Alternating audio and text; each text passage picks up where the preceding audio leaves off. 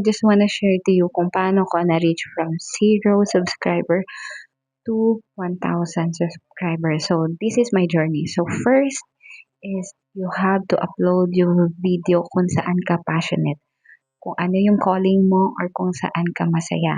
You have to post it consistently and find the perfect time when to post it.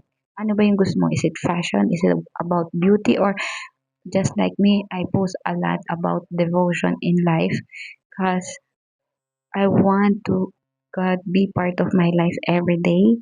So, yun yung pinaka main goal ko. Kaya ako nag-upload ng mga videos about devotion, about personal experiences with God, because it might resonate with you and masarap sa pakiramdam knowing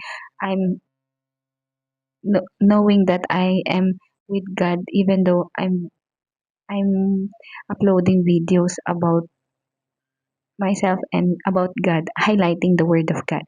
So second is you have to be consistent in uploading. You have to know that the algorithm needs to find you. You have to consistent in uploading in one specific, let's say, yun nga, beauty. If you chose beauty, let make it sure na mag-upload ka about beauty or about technology. Make sure na mag-upload ka about technology because the algorithm will find you.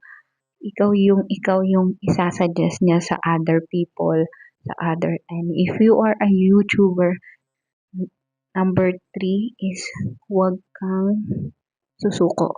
Don't quit easily kasi it might hard from the start.